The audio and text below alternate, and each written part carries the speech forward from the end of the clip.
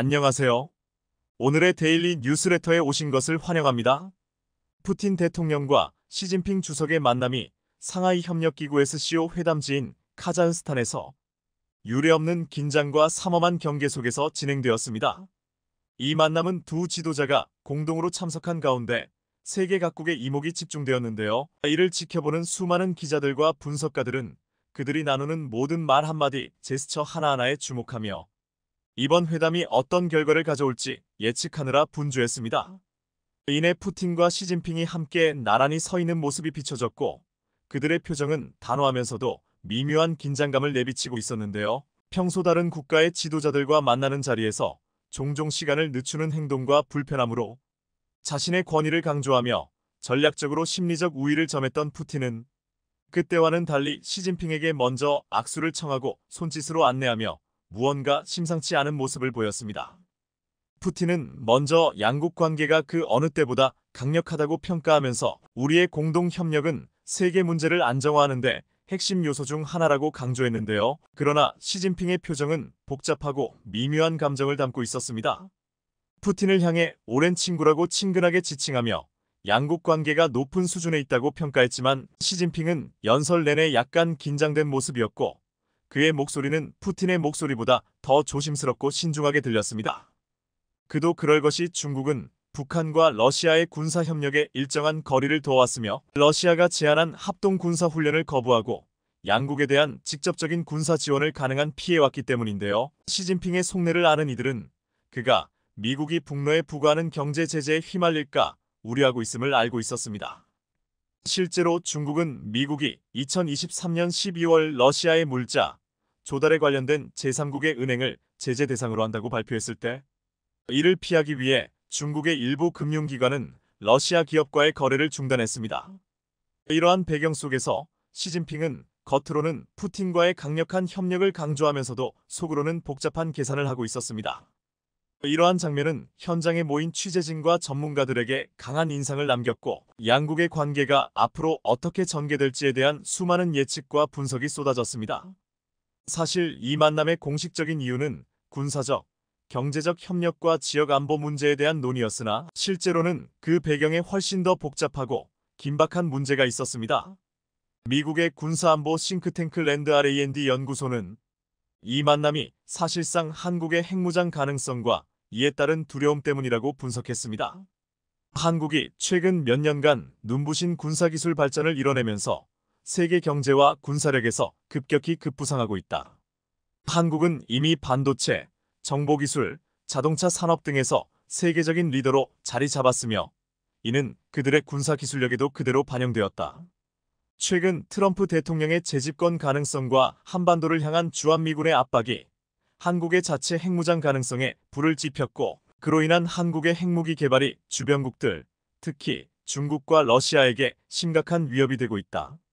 러시아와 중국은 한국이 핵무기를 개발하게 되면 동아시아의 군사균형이 크게 변할 것을 두려워하고 있다.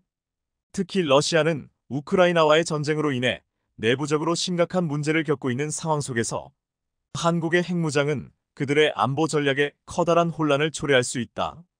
또한 우크라이나에 살상 무기를 지원하겠다는 한국의 경고가 러시아에게는 더욱 큰 위협으로 다가오고 있는데 한국은 이미 첨단 무기 시스템을 개발하고 있으며 이러한 무기를 우크라이나에 제공할 경우 푸틴은 큰 위기를 맞이할 것이다.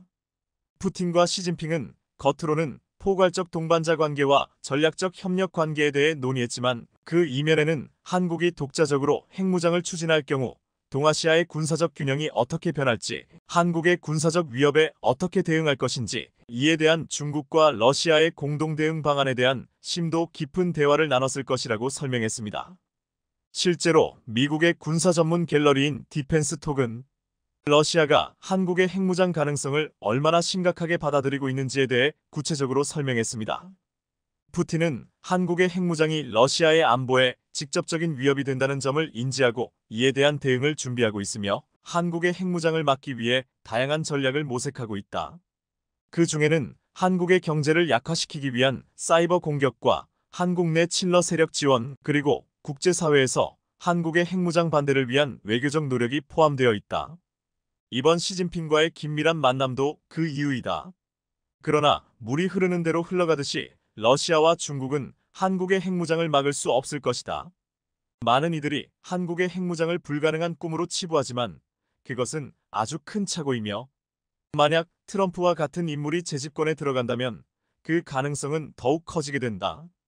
트럼프의 입장에서 본다면 주한미군 철수는 미국에 커다란 이익을 가져다 줄 수 있는 카드이며, 해외 군사기지와 인력을 유지하는 데 드는 막대한 비용을 줄여 동아시아나 동유럽 등 다른 전략적 지역에 군사적 초점을 재조정할 수 있다. 또한 트럼프는 한국의 핵무장이 동아시아에서 힘의 균형을 바꿀 수 있다는 기대를 하고 있을지도 모른다. 핵무장된 한국은 러시아와 중국의 군사적, 경제적 영향력에 대한 강력한 견제 역할을 할 수 있으며, 남중국해에서의 공격적 행동과 대만을 비롯한 주변국에 대한 위협을 억제할 수 있다. 이는 한국이 핵무장을 통해 동아시아에서 새로운 질서를 구축할 수 있다는 뜻이다. 물론 트럼프는 한미동맹 내에서 마찰을 일으켜 다자간 방어 구조를 약화시키고 개별 국가가 미국과 직접 양자 협정에 더 많이 의존하도록 만들려 할 수 있다. 이는 미국이 동맹국들에 대한 지배력을 유지하도록 보장할 것이다. 그러나 이 문제를 더욱 날카롭게 바라본다면 한국의 핵무장으로 인해 일본이나 다른 국가들도 핵개발을 시도할 리스크가 존재한다. 하지만 결정적으로 다른 국가들은 핵개발을 시도할 수 없으며 오직 한국만이 핵무장이 가능한 이유가 있다. 북한의 예측할 수 없는 행동과 핵기술의 발전이 한국을 실질적으로 위협하고 있으며, 이러한 위협의 즉각성을 고려할 때 미국은 한국의 생존과 안정을 보장하기 위한 핵 억지력의 필요성을 정당화할 수 있는 것이다. 또한 한국의 발전된 기술과 경제적 능력은 한국이 안전하고 신뢰할 수 있는 핵무기를 개발하고 유지할 수 있는 독특한 위치에 있도록 한다. 미국은 다른 어떤 나라보다 한국이 이런 책임을 감당할 능력과 안정성, 신뢰성을 가지고 있는데, 그 이유는 한국이 국제 규정과 규범을 준수한 강력한 실적을 보유하고 있기 때문이다.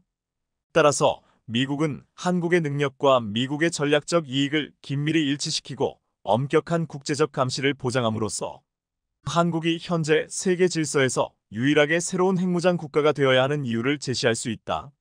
이 통합적인 접근법은 북한의 침략을 억제하고 다른 지역 동맹국들을 안심시킬 것이다. 한편으로 트럼프는 단지 돈 몇 푼에 한국 핵무장 승인을 던지지 않았을 것이다. 그는 한국이 국방비를 더 내거나 핵무기를 개발해야 한다고 제안함으로써 한국의 국방비를 늘리도록 압박하고 있는데, 이는 한국의 더 큰 경제적 부담으로 이어질 것이고 잠재적으로 한국의 경제적 안정성을 약화시킬 수 있다. 핵무기로 강화된 한국은 여전히 미국의 군사기술과 지원에 의존하게 될 것이며, 트럼프는 핵무장된 한국을 여전히 통제할 수 있다는 생각을 가지고 있을 것이다.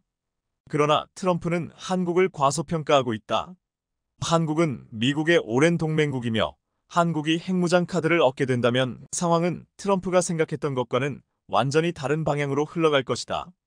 과거부터 지금의 한국을 본다면 한국은 정말 발전에 대한 욕구를 예측할 수 없는 나라이다. 누가 한국전쟁 이후에 한국이 이 정도로 발전할 것이라고 생각했는가? 한국은 다른 국가들에서는 찾아볼 수 없는 특유의 저력이 있는 국가이다. 핵무기 개발에 상당한 시간이 소요되는 경우가 많지만 한국의 상황은 확연히 다르다. 한국은 세계적인 핵기술 강국으로 오랫동안 기술의 선두주자로 인식되고 있다. 핵에너지 프로그램 선진연구기관, 그리고 고도로 숙련된 노동력은 빠른 핵무기 개발에 강력한 기반을 제공하며 민간 원자력 에너지에서 군사 응용 분야로 거의 즉시 전환하는 데 필요한 기술 인프라를 보유하고 있다. 핵 확산 금지 조약에 가입하기 전에 매우 활발한 핵기술 개발을 했던 국가로, 이들의 실질적인 핵기술은 우리가 생각했던 것보다 훨씬 더 앞서 있다. 한국은 몇 주 안에 상당한 핵무기를 생산할 수 있을 것으로 추정되며 민간 핵시설을 군사적 용도로 신속하게 전환할 수 있다.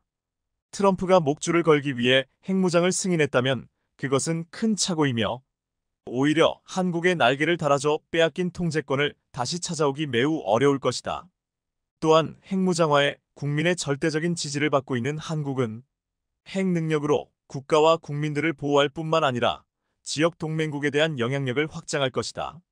이는 한국의 글로벌 입지를 더욱 공고히 할 것이며 서유럽의 국가들과 협력하여 기술 공유와 전략적 계획을 진행함으로써 국가 경제를 크게 증진시킬 것이다.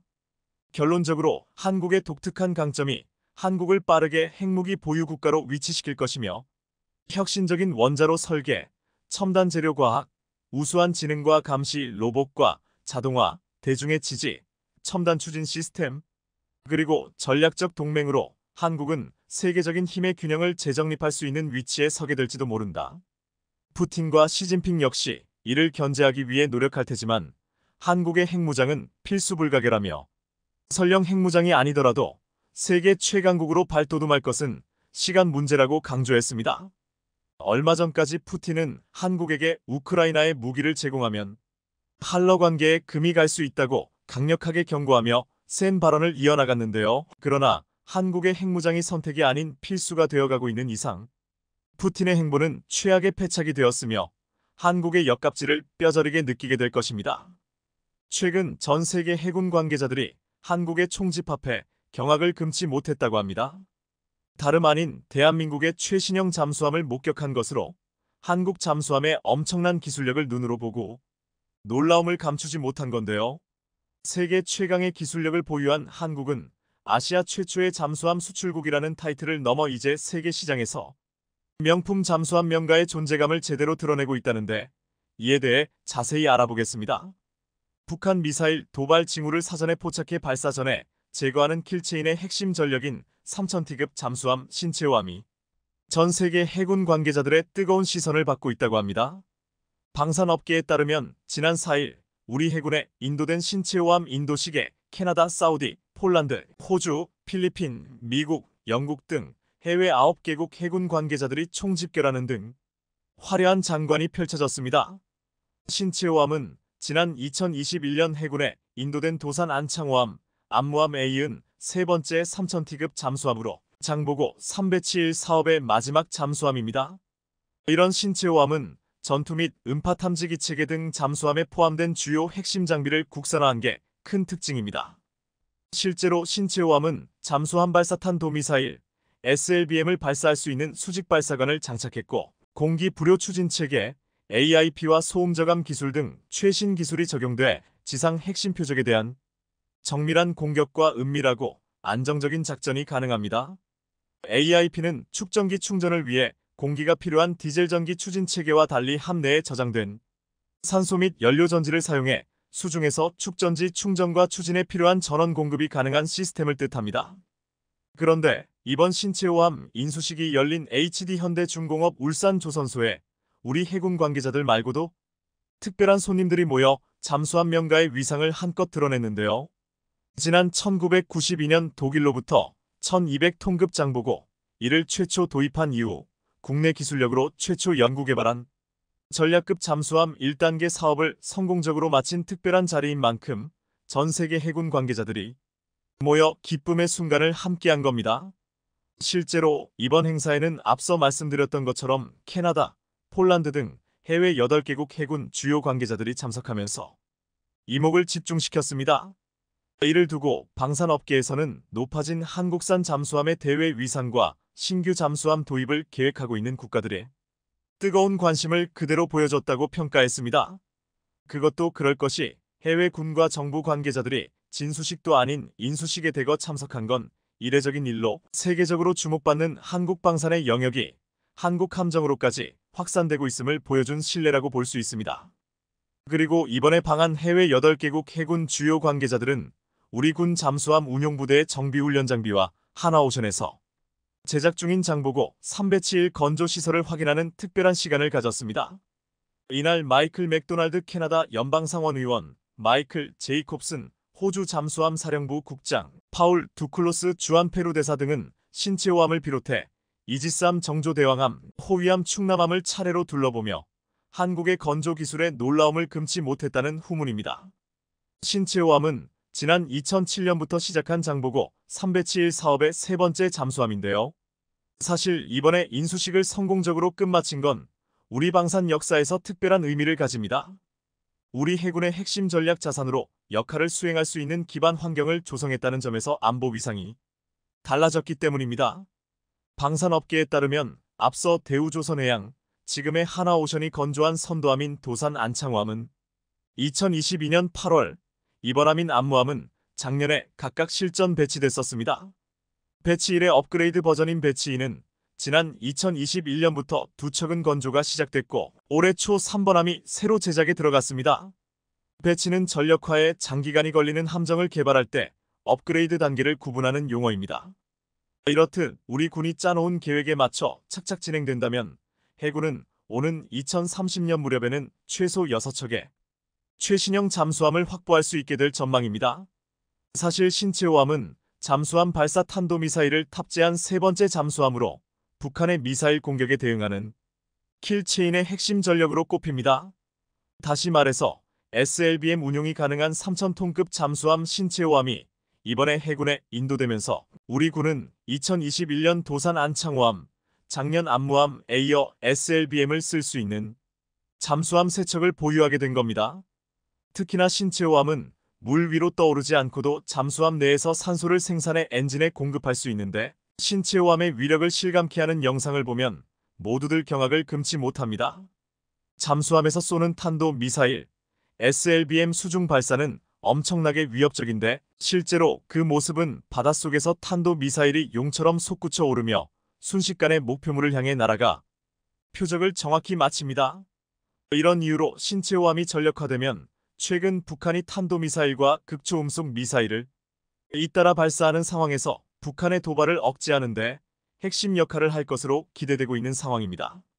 신체호함이 조국 해양 수호의 선봉에서 서서 최상의 전투력을 발휘해 주길 바라는 이들이 많은 것 같은데요. 이렇듯 우리 독자 기술로 개발한 세계 최고 수준의 잠수함인 신체호함은 8개월 동안의 작전 수행 능력 평가를 거친 후 올해 연말쯤 우리 해군에 실전 배치될 것으로 보입니다. 그런데 이번에 신체호함 인수식에 참여한 나라들 중 유독 더 한국산 잠수함에 남다른 시선을 보낸 이들이 있다고 합니다. 바로 캐나다와 사우디, 폴란드, 필리핀으로 이들 국가는 한국형 잠수함 수출이 가능한 나라로 거론되고 있는 상황입니다. 이 가운데 한국형 3000T급 잠수함에 관심이 있는 것으로 알려진 캐나다의 행보에 이목이 집중되고 있는데요. 이번에 마이클 맥도널드 연방 상원의원이 신체호함 인수식에 참석해 눈길을 끌었는데 캐나다는 2026년 3000T급 잠수함을 발주할 예정으로 캐나다 해군은 노후화로 제 기능을 발휘하지 못하는 영국산 빅토리아급 잠수함을 대체하고자 신형 잠수함 도입을 계획하고 있습니다. 이에 스페인과 프랑스를 비롯한 다수의 국가업체들이 관심을 갖고 있지만 이 가운데 한국산 잠수함이 유력 후보로 꼽히고 있는 상황입니다. 실제로 현재 HD 현대중공업이 하나오션과 장보고 3배치 2개조형을 앞세워 60조 원 규모의 캐나다의 잠수함 사업의 수주를 추진 중인데 우리 잠수함의 수출 가능성이 높게 점쳐지고 있습니다. 캐나다의 경우 북극과 인접해 있어 선체가 빙산이나 유빙과 충돌할 위험이 있는 등 해군 담당 해역이 광범위해 새로 도입할 잠수함은 크고 튼튼해야 하며 기술적 신뢰성도 갖춰야 합니다. 그런데 장보고 2가 이런 조건에 부합하는 상황으로 기술은 경쟁자인 유럽 국가보다 후발주자지만 선체가 크며 무엇보다 우리 군에서 운용하고 있어 기술적 검증이 이뤄진 데다 성능 개량도 진행되는 등 수출이 거의 확실시되고 있습니다. 실제로 흘러가는 분위기가 예사롭지 않은데 지난 2월 초 우리 해군 관계자들이 캐나다를 방문해 국방방산협력 실무 및 확대 회의를 갖기도 했습니다. 우리 해군은 당시 회의에서 캐나다가 한국 잠수함을 획득할 경우 잠수함 운용 유지 등을 적극 지원할 수 있다는 협력 의지를 보였으며 캐나다 해군은 잠수함과 다양한 분야에서 우리 군과 교류 협력을 발전시켜 나가고 싶다고 화답한 것으로 전해집니다. 이 외에도 페루, 호주, 필리핀에서도 우리 잠수함에 대한 관심이 남다른 상황이라 우리 잠수함의 수출 기대감이 한껏 높아진 상황입니다. 여기에 더해 미국과는 방산 분야 유지 보수, MRO 협력이 검토되고 있는 것으로 전해지는 등 너도 나도 한국 잠수함 기술에 뜨거운 관심을 보내고 있는 분위기입니다. 이렇듯 HD 현대중공업뿐만 아니라 도산 안창호급 1, 2번을 건조한 하나오션도 잠수함 분야에서 미친 존재감을 과시하고 있다는데요. 실제로 지난 5일 하나오션은 미국, 호주 등 해군 관계자들에게 우리 군이 운용 중인 장보고 1, 2, 3 잠수함을 건조한 탁월한 기술력과 건조 역량을 선보이는 등 해외 수출 시장 선점을 위한 고삐를 바짝 조였습니다. 방산업계에 따르면 당시 하나오션은 거제 사업장 MRO 해외 추진을 검토 중인 미국 등 해외 군 관계자들을 초청해 건조 및 정비 현장을 둘러보는 시간을 마련하는 등 함정 수출 현장 설명회를 방불케 했습니다. 현재 하나오션은 최신의 장보고 3배치 2 잠수함을 건조 중인 동시에 우리 군이 운용 중인 1200톤 장보고 1급, 1800톤 장보고 11급 잠수함에 대한 창정비 및 성능 개량 사업도 진행 중입니다. 이에 따라 이번 방문은 잠수함 도입과 MRO 해외 발주를 검토하고 있는 해외 군 관계자들에게 하나오션의 탁월한 함정 건조와 정비 역량을 한눈에 확인할 수 있는 엄청난 시간이 됐습니다. 향후 잠수함 도입을 검토하고 있는 해외 국가들은 이번 현장 방문을 통해 하나오션이 잠수함 건조와 안정적인 성능 유지, 개량 역량을 보유한 조선소임을 재차 확인하는 기회가 됐는데요. 실제로 지난 2월 하나오션을 방문했던 미 해군성 카를로스 델 토로 장관에 이어 이번에 방문한 미국 군 관계자들도 하나오션의 MRO 능력에 다시 한번 경악했다고 합니다. 이번에 하나오션의 세계 최고 수준의 잠수함 기술력에 감명받은 놀란 바크하우스 미 영사는 하나오션의 미 해군 함정 유지 보수 운영 사업에 대한 역량이 매우 인상적이라며 앞으로 다양한 분야에서 협력이 있었으면 한다며 군침을 흘렸다고 합니다. 이렇듯 이번에 하나오션의 세계 최강의 잠수함 건조 기술을 제대로 보여주는 기회가 된 것으로 보이는데요. 그것도 그럴 것이 대한민국은 현재 세계 최강 성능을 보유한 장보고 3배치 1 잠수함을 전면에 내세워 폴란드, 사우디, 캐나다, 필리핀 등의 잠수함 수출을 전략적으로 노리고 있는 상황인데요. 사무소 배치 II급 잠수함은 성능에서 따라올 다른 경쟁자가 없는데 앞서 해군의 인도된 배치 1급 잠수함인 도산 안창호함보다 더 크고 더 많은 무장을 운용할 수 있으며 성능이 향상된 전투체계와 소나체계가 탑재됩니다. 또한 3000T급 잠수함 중 세계에서 두 번째로 리튬 전지를 탑재해보다 높은 수준의 은밀성과 수중작전 능력을 보유하는 등 북한과 일본과의 군사적 경쟁 상황 속에서 우리 해군의 기술적 우위를 확보할 수 있는 전략 무기로서 역할을 할 것으로 보입니다. 특히나 세계 최초로 AIP와 리튬이온 배터리를 동시에 탑재해 현존하는 디젤 잠수함 중 최고의 자망지속 능력을 자랑하는 데다 어뢰, 순항미사일 등 다양한 무장을 운용할 수 있는 월등한 성능을 보유하고 있는데요. 명실상부 배치 II급 잠수함은 세계 최고의 디젤 잠수함으로 대한민국 국가안보의 획기적인 강화뿐만 아니라 글로벌 방산 수출 시장에서 한국 방산의 새로운 선두주자가 될 수 있을 것으로 보입니다. 대한민국의 방산 수출의 효자로 손꼽히는 K전차가 이번에도 대형 사고를 쳤습니다. 무려 10조 원 규모의 추가 수출이 확실시되면서 이름값을 톡톡히 하고 있는 건데요. 그런데 최근 루마니아 수출을 앞두고 진행된 K 실사격 테스트에서 반전의 결과가 나와 현지에서 발칵 뒤집어졌다고 합니다. 우크라이나 사태 이후 루마니아가 군사력 확충을 위해 방위비를 큰 폭으로 늘리며 글로벌 무기 시장의 큰 손으로 급부상하고 있습니다. 이런 가운데 최근 현대로템의 K가 루마니아 수출을 목전에 두고 있다는데요. 방산업계에 따르면 대한민국 주력 전차인 K를 루마니아 군 당국에서 단수 후보로 올려 마침내 최종 평가를 한창 이어가고 있는 사실이 드러났습니다. 현재 루마니아는 노후화된 전차를 신형 전차로 대체하려는 움직임을 보이고 있는데 교체 물량이 최소 300대에서 최대 500대에 이를 것으로 추산되고 있습니다. 사실 루마니아 전차 사업에서 K의 경쟁 기종이 있었는데 바로 미국의 에이브럼스와 독일의 레오파르트였습니다.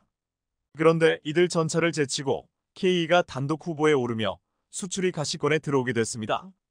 이렇듯 루마니아가 망설임 없이 K를 선택할 수 있었던 배경에는 다른 경쟁 기종과 상대가 되지 않는 뛰어난 성능을 보유하고 있기 때문입니다. 앞서 루마니아군은 K에 대해 에이브럼스, 레오파르트 전차 가격의 절반밖에 되지 않지만 무게는 10톤이나 가벼워 기동성이 뛰어나고 화력도 상당하다고 극찬했었습니다. 실제로 루마니아 군이 계산한 결과 K 전차의 가격은 최대 200억 원 규모지만 반면에 에이브럼스와 레오파르트의 가격은 각각 400억 원으로 여기에 옵션을 더하면 추가 비용이 더 드는 것으로 추산됐습니다. 이렇듯 비싸기만 하고 성능도 그저 그런 전차를 구매하는 국가는 전 세계 어느 곳도 없을 것입니다. K에 흠뻑 빠진 루마니아 정부는 K가 노르웨이의 극한의 현지 시험 환경에서 뛰어난 기술력을 입증했다며 K를 입이 닳도록 칭찬하기도 했습니다. K의 가성비는 물론 빠른 납기, 안정적인 유지 보수 정비 지원 역시 루마니아가 K의 매력에 흠뻑 빠진 또 다른 이유로 꼽히고 있는데요. 사실 이미 앞서 작년에 루마니아 정부 인사들이 방한했을 때 루마니아 국방부 장관이 현대로템 사업장을 직접 방문하는 등 적극적인 모습을 보였었습니다. 앞서 루마니아 정부는 K9 자주포와 더불어 K10 탄약 운반 장갑차를 총 1조 원 넘게 싹쓸이 해가는 등 이번 K 수출까지 더하면 루마니아가 지상군 무기 체계를 한국산으로 모두 바꿀 모습인 듯 싶습니다. 여기에 더해 최근 K 실사격 테스트 결과에 대해 루마니아를 비롯한 전 세계 방산 관계자들이 놀라움을 감추지 못하며 발칵 뒤집어지는 일이 있었는데요. 작년에 폴란드를 휩쓴 K 전차는 그동안 수차례에 걸쳐 현지에서 실사격 테스트를 거치면서 엄청난 화력과 명중률을 자랑하는 등 실전에 강한 명품 전차임을 다시 한번 입증시켰습니다. 그리고 지난달 초 있었던 폴란드 최대 규모의 나토 연합 지상군사훈련 드래곤 24에서 K가 당당히 기갑 전력으로 첫 투입되면서 이를 계기로 실전에서도 내로라 하는 타 기종 전차들과 견주어도 손색이 없다는 사실을 뽐냈습니다. 오히려 처음으로 투입된 K가 레오파르트 등 서방 전차들 사이에서 성능이 가장 뛰어나다는 평가를 받는 등 미친 존재감을 한껏 드러냈습니다. 이런 상황에 대해 한 군사 매체는 동유럽의 험난한 지형에서 유일하게 주행할 수 있었던 건 K밖에 없었다며 현지 군사 전문가들도 K를 최고 성능을 보유한 전차로 꼽았다고 분위기를 전했습니다. 폴란드 군사 매체 디펜스 24도 당시 K를 운용했었던 폴란드 부대를 방문해 인터뷰를 진행했는데 과거에는 경험할 수 없었던 차원이 다른 성능이라고 극찬하는 폴란드 군의 이야기를 생생하게 담았습니다. 이렇듯 K가 실전에서 성능을 인정받는 등 나토 국가들로부터 엄청난 호평을 받으면서 전차 도입을 염두에 두고 있는 국가들의 이목을 끌고 있는 상황인데요. 이런 가운데 최근 루마니아가 K 도입을 앞두고 현지에서 본격적인 테스트를 실시할 계획으로 알려지면서 또 한 번의 수출 잭팟이 예상되고 있습니다. 지난 7일 온라인 군사 매체 아미 레코그니션은 다음 달 10일부터 일주일간 루마니아 현지에서 K 야전 및 사격 시험을 실시할 예정이라고 보도했습니다.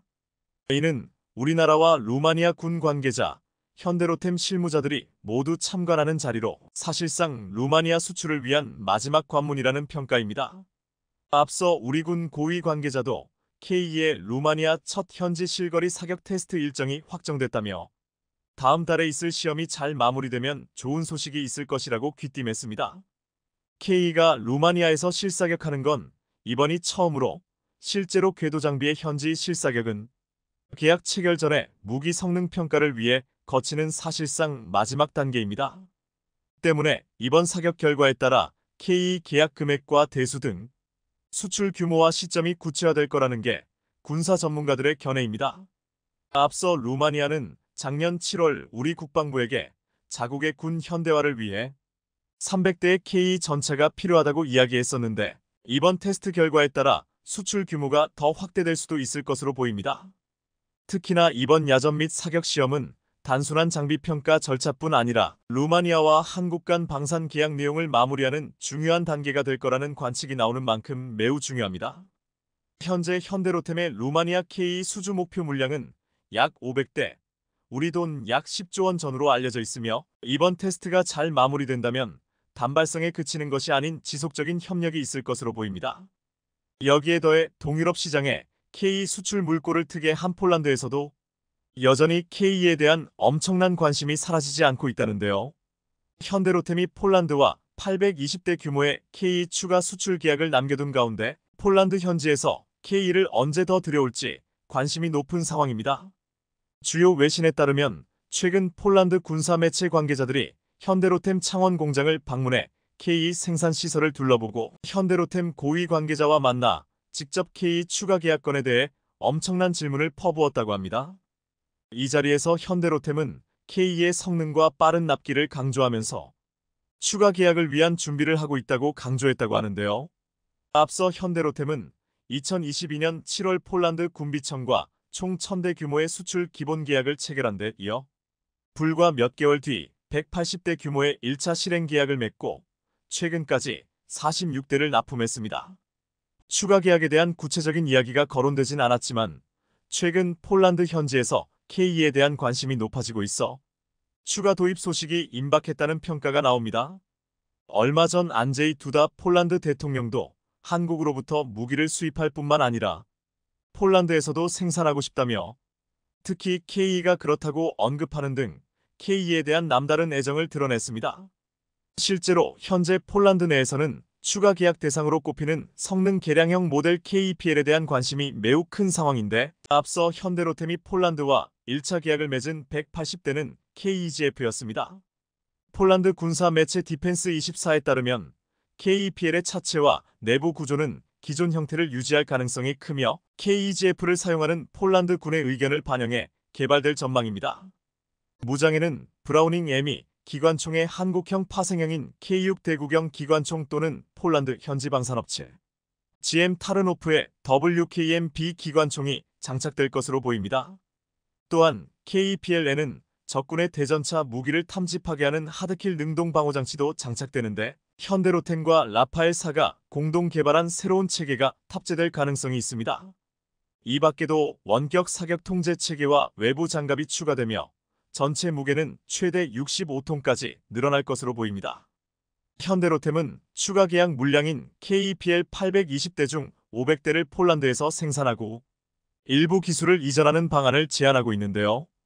현재 KPL 공동 제작을 위해 컨소시엄 회원인 폴란드 방산업체 PGG, WGM과 생산 능력 구축과 기술 이전을 논의하고 있는 만큼 조만간 좋은 소식이 들려올 것으로 보입니다. 이렇듯 전 세계 각국에서 K를 향한 뜨거운 관심이 여전히 식지 않고 있는 건 K가 성공할 수밖에 없는 특별한 이유가 있기 때문입니다. 사실 우크라이나 전쟁을 계기로 동유럽 국가들에게 가장 큰 경종을 울린 게 바로 낡은 소련제 전차를 교체해야 필요성이었는데요. 이런 가운데 마침 폴란드를 비롯해 이들 동유럽 국가의 눈에 들어온 건 가성비가 뛰어난 K였습니다. 잘 아시겠지만 K는 지난 2014년부터 우리 육군에 배치되기 시작한 첨단 3세대 전차로 화력, 기동성, 방호 기술에서 세계 각국 군사 전문가들의 호평을 받는 등 이미 검증 과정을 마치며 신뢰도가 정평이 나 있습니다. K를 예의주시하던 폴란드가 한국에서 K를 대거 도입하기에 이르렀는데 실제로 폴란드와는 역대 최대인 1000대 규모의 K 구매 계약을 체결하는 놀라운 결과를 만들어냈습니다. 이런 와중에 한국은 2022년부터 폴란드에 K 전차 초도 물량 인도를 시작하는 등 빠른 생산과 납품 능력을 보여줌으로써 유럽 무기 시장에서 그야말로 라이징 스타로 발돋움했는데요. 그 영향력이 얼마나 대단한지 전차 강국으로 불리던 독일 전차를 유럽 시장에서 밀어내는 새로운 역사를 쓰기도 했습니다. 다만 지난 2월 노르웨이 사업 수주에서 K가 독일 레오파르트와 경쟁해서 아깝게 고배를 마셨지만 정치적인 이유가 크게 작용한 만큼 우리의 경우 손해본 장사는 아니었습니다. 그것도 그럴 것이 당시 노르웨이 정부로부터 K가 독일 전차의 성능이 동일하다는 공식적인 평가를 받았는데 기술력에서 독일 전차와 동등 이상임을 증명해내는 성과를 낸 겁니다. 당시 이런 노르웨이의 평가에 관심을 기울인 루마니아가 이번에 K 도입을 앞두고 있는 등 노르웨이 수주전을 계기로 K 수출 전망이 더욱더 밝아진 것으로 보입니다. 여기에 더해 동유럽권의 맏형격인 폴란드가 한국에서 K를 대거 도입하는데 예의주시해온 대표적인 국가가 바로 체코인데요. 체코 역시 레오파르트는 1980년대 중반 생산된 구소련 T-72와 유사한 구형 모델이라며 K가 이를 대체할 차선책으로 급부상하고 있다고 평가하는 등 K에 남다른 애정을 보이고 있는 중입니다. 세계 방산 시장에서 존재감을 키우고 있는 K의 질주가 과연 언제까지 이어질지 관심있게 지켜보겠습니다. 2025년 한국 전투기의 본격적인 초고속 납품이 시작된다. 한국에서 주문한 신형 전투기가 도착하면 남은 미그 29 전투기 모두를 우크라이나에 보내겠다. 폴란드 두다 대통령. 최근 한국 방산의 빠른 납품이 유럽에서는 큰 화제가 되고 있습니다. 폴란드는 미그 29 전투기를 한국의 FA-50과 미국 F-35로 대체할 예정으로 지난해 한국에 FA-50 48대를 주문했습니다. 한국은 폴란드와 계약한 FA-50 48대 중에 TA-50 블로기를 부분 변경해 12대를 먼저 납품하고 폴란드 요구사항에 맞춰 새롭게 제작해 36대를 2025년부터 2028년까지 전달해주겠다고 했습니다. 1차적으로 납품하는 12대는 올해 8월 2대를 시작으로 12월까지 총 12대를 납품 완료할 예정입니다. 그런데 올해 안에 납품하는 12대의 FA-50을 두고 폴란드의 빠른 전투기 도입 의지에 따라 납품 간격을 메운다는 의미의 겐 필러의 필러라고 부르고 있습니다. 한국은 그만큼 지금 전력의 공백을 빠르게 메울 수 있는 기회이자 수단이 되고 있습니다. 그런데 FA-50 또한 K2전차처럼 초도 물량이 예정된 8월보다 3개월 앞당긴 5월에 전달할 예정으로 국내 항공 관계자는 FA-50 초도 물량을 빠르게 인도하면 K방산의 장점인 빠른 납기를 보여주는 또 다른 사례가 될 수 있다라고 말했습니다. 이렇게 되면 인근 국가인 슬로비키아, 체코 등에서도 K방산에 대한 관심이 더욱 커질 것이라고 했습니다. 실제 슬로바키아는 지난해 국방부 장관이 방한해 FA-50에 대한 관심을 공개적으로 표명하고 오전 900억 규모의 도입을 검토하고 있습니다. 이렇게 한국산 무기를 빠르게 도입하면서 군사 전력을 키우고 있는 폴란드는 자신들이 새 유럽의 리더라고 전명하고 나섰습니다. 마테우슈 모라비에츠 폴란드 총리는 11일 미국을 방문해 백악관에서 해리스 부통령을 만났습니다. 모라비에츠 폴란드 총리는 러시아와의 관계에서 옛 유럽은 실패했다. 하지만 러시아 공산주의가 어땠는지 기억하는 새 유럽이 있다. 폴란드는 바로 이 새 유럽의 지도자다. 라고 말했습니다. 폴란드는 미국과 영국에 이서 세 번째로 우크라이나에 무기 지원을 많이 한 나라로 나토와 EU는 폴란드의 행보를 주시하고 있는데 이렇게 폴란드의 입김이 세진 것은 분명히 한국을 파트너로 삼았기 때문이라고 말하고 있습니다. 폴란드는 K2전차, K9자주포, FA-50 경공격기 등을 도입하고 조기에 납품받고 있으며 최근 미국 정보기관으로 추정된 문건에 우리가 만든 포탄 33만 발이 수출되는 것도 확인되고 있습니다. 한국은 지금 최대 강점인 빠른 납기를 무기로 지금 당장 무기가 필요한 나라들에게 폴란드를 통해서 그 능력을 보여주고 있습니다. 이렇게 빠른 납기가 가능한 이유 중 하나는 한국은 최첨단 공장을 갖추고 있다는 것입니다. 한국항공우주산업 KAI의 경남 사천 공장에서 전투기를 생산하는 고정이동은 마치 동구장을 연상케 하는 건물로 축구장 3개를 합친 거대한 크기를 자랑하고 있습니다. 여기서 F-15, T-50, KF-21을 생산하고 있는데 대부분 사람이 조립하지만 대형 로봇 드릴링 시스템, KF-21 지동화 장비 등 세계 최고의 기술력을 자랑하고 있습니다. 이는 세계 최고라 불리는 미국 방산업체들도 탐을 낼 정도로 빠르고 효율적인 전투기 조립을 할 수 있는 것으로 알려져 있습니다. FA-50은 2개의 생산 라인을 가동하면 월 최대 5대를 생산할 수 있다고 했습니다. 미국도 놀란 기술력을 갖춘 한국의 전투기 제조 공장에서 또다시 FA-50을 폴란드에 빨리 인도하면 신속한 납품 능력을 자랑하는 한국은 더욱 급부상할 전망입니다. 한국 무기의 세계 시장 점유율이 지난 2018-2022년까지 2.4% 뛰면서 점유율의 퍼센트 변화율 무려 74%로 평가되었습니다. 전문가들은 이는 FA-50 때문이라고 말하고 있습니다. FA-50을 지난해 폴란드에 48대, 올해 2월 말레이시아에 18대를 수출하면서 수개월 만에 5조 4천억 원의 실적을 몰렸기 때문입니다. FA-50 때문에 우리나라는 세계 항공기 시장에서 2022년 이후 납품 전망 순위가 3위로 뛰었습니다. 전 세계 방산 시장의 거의 절반을 차지하는 함공기 시장에서 한국의 속도 전략은 제대로 먹이고 있습니다. 우크라이나는 최근 탄약 부족으로 5월에는 러시아 전투기가 상공을 지배할 것이라고 했습니다. 우크라이나군의 대공 미사일 O-300 미사일이 거의 바닥났다는 것입니다. 또한 최근 중국은 대만 포위 훈련 마지막 날 12시간 동안에만 군용기 91대를 동원해 무력 시위를 벌였습니다.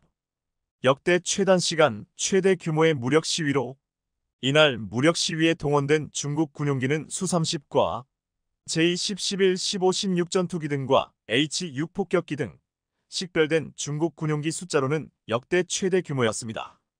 이렇게 국제 정세가 불안해지면서 각국들은 가장 먼저 신형 전투기를 도입하려는 가운데 한국의 조기 납품을 눈여겨보지 않을 수 없는 상황이 되었습니다. 그런데 군사 전문가들은 FA-50의 빠른 생산 속도와 조기 납품과 동시에 보고 있는 것이 KF-21의 놀라운 개발 속도입니다. KF-21은 최근 단거리 공대공 무장 분리 시험에 성공하면서 포스트 KF-21에 대한 논의가 이뤄지고 있습니다. 앞으로 KF-21을 F-35처럼 개량하고 인공지능 정보융합 무인기 등 4차 산업혁명 기술을 갖춘 6세대 전투기로 개발하자는 것입니다. 그런데 최근 대만에게 계속 위협을 가하는 중국이 한국의 KF-21을 견제하면서 예상 못한 보도를 내놓으며 한국의 행동을 경계하는 모습을 보이고 있습니다.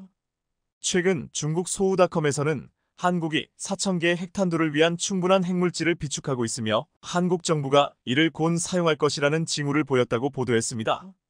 한국이 실제로 핵무기를 만들 가능성은 높지 않지만 충분히 위협적이어서 견제해야 한다고 말했습니다.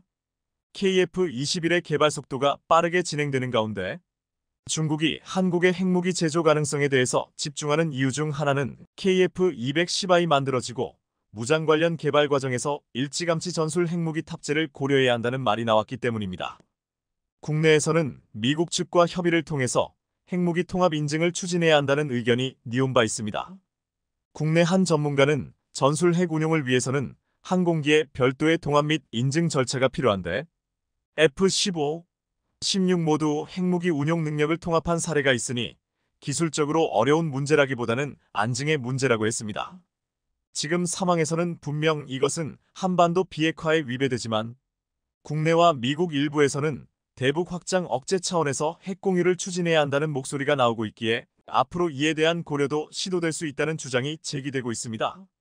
지난해 한국 국방연구원 두진호 조비연 선임연구원은 우크라이나 전쟁과 러시아의 핵무기 사용 가능성 시사전 및 한국의 대응 방향 보고서에서 확전 상황에 대비해 한국형 핵 공유 체제 추진을 검토할 필요가 있다며 구체적으로 미국이 최근 개발한 저위력 핵탄두 W76을 한국의 잠수함과 최근 시험 발사에 성공한 SLBM 잠수함 발사탄도 미사일에 탑재해 운용해야 한다. 최근 시험 발사에 성공한 SLBM 잠수함 발사탄도 미사일에 탑재해 운용해야 한다.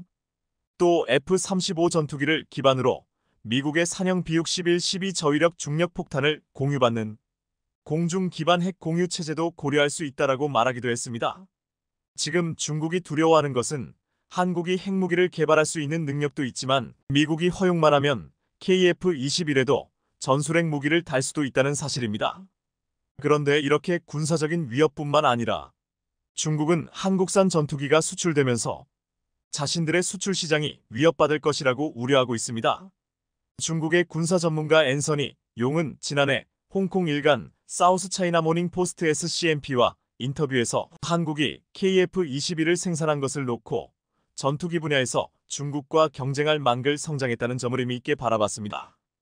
앤서니 월은 KF-21의 성능이 좋다면 한미 군사동맹을 고려할 때 중국에 일정한 위협이 될 수 있다고 하며 앞으로 국제시장에서 한국의 전투기가 중국의 전투기와 직접적으로 수출 경쟁을 벌일 가능성도 있다고 전망한 바 있습니다. KF-21은 이미 한국산 경전투기 FA-50을 구입한 나라들은 차후 도입할 가능성이 높은 나라들로 분류되고 있는데 최근에는 KF-21의 예상 밖의 모델이 큰 인기를 끌 수 있다는 말이 나오고 있습니다. 지난 3월 KF-21 합재기 모델인 KF-21 이를 탑재하는 중형 항모 개발 가능성을 타진하는 정책 연구를 하고 있다는 사실이 알려졌습니다. 실제로 일각에서는 KF-21N 함재기에 대한 설계 연구가 상당 부분 진척되었다고 했습니다. 몇 해 전부터 미국산 F-35 함재기의 가격이 엄청나기 때문에 국산 모델로 대체하자는 이야기가 나왔는데 KF-21N 자체 개발로 가져다주는 이득이 엄청날 것이라고 말하고 있습니다. 최근 F-35B의 수요가 엄청나게 늘어나면서 가격이 계속 오르고 있습니다. 당초 F-35B형은 미 해병대 353대, 영국 공군 138대, 이탈리아 해공군이 30대 구입할 예정이었는데 여기에 호주, 스페인, 터키도 약 100여 대를 도입하겠다고 나섰기 때문입니다. 2020년 싱가포르에 판매된 F-35B의 대당 가격은 2억 2,916만 달러 약 2,682억 원어치만 이후 영국은 대당 3천억 원에 사들인 것으로 알려졌습니다. F-35B는 F-35A 기체의 구조와 부풀이 다르고 별도의 정비훈련 지원 인프라가 필요한데 영국은 이 때문에 F-35B의 대량 도입 포기를 검토한 바 있습니다. F-35B가 필요하지만 너무나 비싸다는 것입니다. 하지만 KF-21N의 도입 예상 가격은 1,500억 원으로 소프트웨어 개선을 비롯한 추가 비용이 필요 없고 또한 이를 수출할 수 있다는 이점이 있습니다. 만약 한국이 KF-21자재 개발을 한다면 중항모와 함께 한국 해상전력의 핵이 되는 것뿐만 아니라 추후에 KF-21을 도입하려는 국가들에게 수출까지도 할 수 있을 것으로 보고 있습니다. 한국은 FA-50으로 미국 시장을 도전하겠다면서 전 세계 1,000대 수출을 목표로 하고 있습니다. 그리고 이제 KF-21의 개발을 서두르며 빠르게 전력화하며 수출까지 모색하고 있습니다. 지금 무기가 빠르게 필요한 나라들은 최고의 생산 속도를 자랑하는 한국에게 러브클을 보내고 있습니다. 시청해주셔서 감사합니다.